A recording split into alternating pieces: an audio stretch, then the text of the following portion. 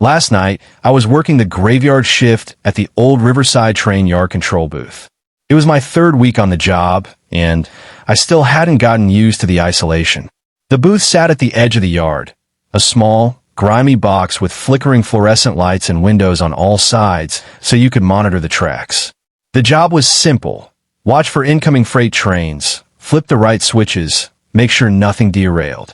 Easy money for sitting alone with my coffee and phone. But that night, something felt wrong from the moment I clocked in. My supervisor, Dave, looked pale when he handed me the logbook. "Just stay in the booth tonight," he said. "Don't go wandering around the yard, no matter what you hear." I laughed it off. What was I going to hear? It's a train yard. Of course there'd be noise. The first few hours passed normally. I logged 2 freight trains, both passing through without incident.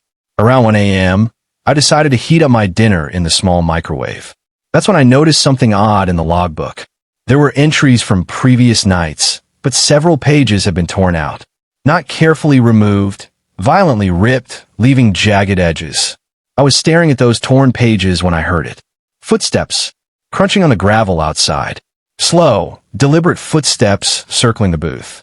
I looked out each window, scanning the darkness between the parked train cars. Nothing, just shadows and the distant glow of the yard lights. The footsteps stopped.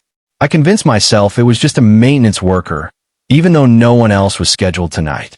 I sat back down, trying to focus on my phone, but I couldn't shake the feeling that someone was watching me. At 2:17 a.m., the radio crackled to life. Static, then a voice, distant, distorted. "Train 429 approaching on track 7. I checked the schedule.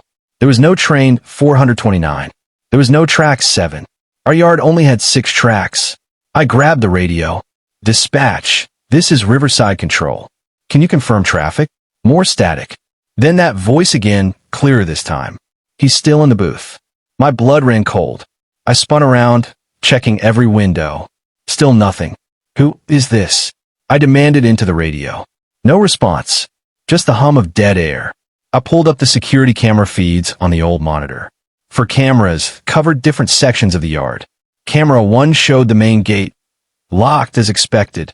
Camera 2 showed the maintenance shed, dark and empty. Camera 3 showed the Easter track area, and there, barely visible in the grainy footage, was a figure standing between 2 freight cars. Just standing there, perfectly still, facing my booth. My hand was shaking as I cycled through the cameras. When I came back to camera 3, the figure was gone. I checked camera 4, the western section. There it was again. Closer now. Much closer. The figure stood at the edge of the camera's view, still facing my direction. I locked the booth door. All of them. 4 locks, 1 on each side. My phone had no signal. It never did out here. The radio was my only connection to the outside world, and it had gone completely silent. That's when the lights started going out. One by one, the tall sodium lights illuminating the yard began to die. Not all at once, methodically, creating a path of darkness leading straight to my booth. I could see it happening through the windows like something was extinguishing them as it moved closer. I grabbed the logbook again, frantically flipping through the remaining pages.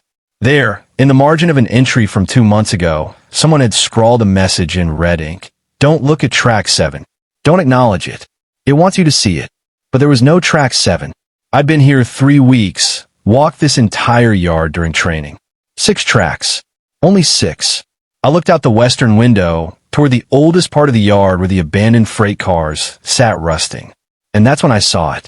There was a 7th track, overgrown with weeds, barely visible in the dying light. And on that track sat a single passenger car, ancient, covered in rust and grime. But here's what made my stomach drop. There were lights on inside it.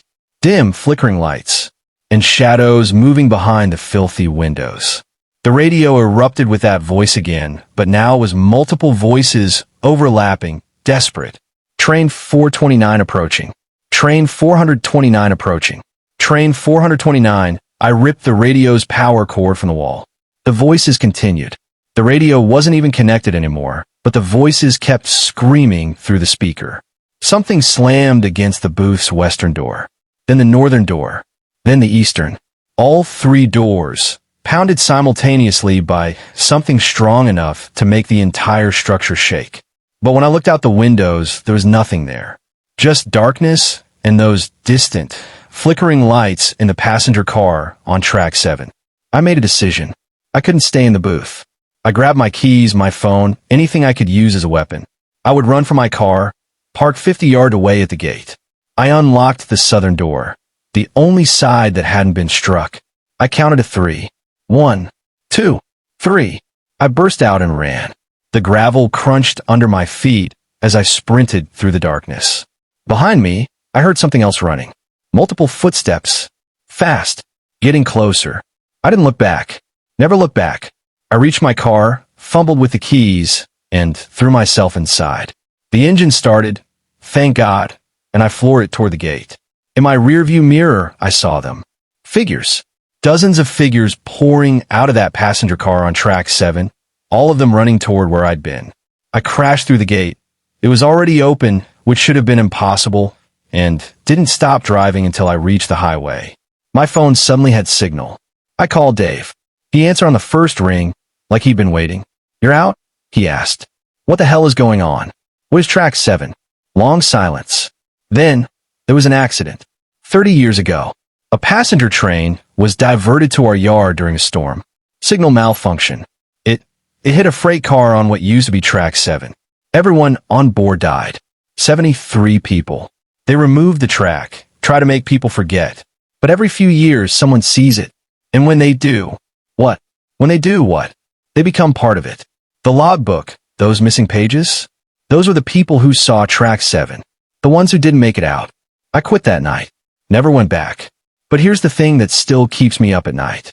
Last week, I received a package at my apartment. No return address.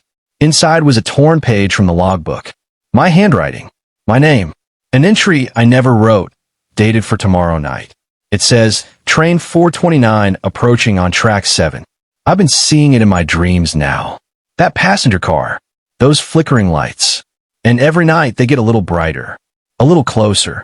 I don't think I got away from the train yard at all. I think I'm still there. And the train is coming.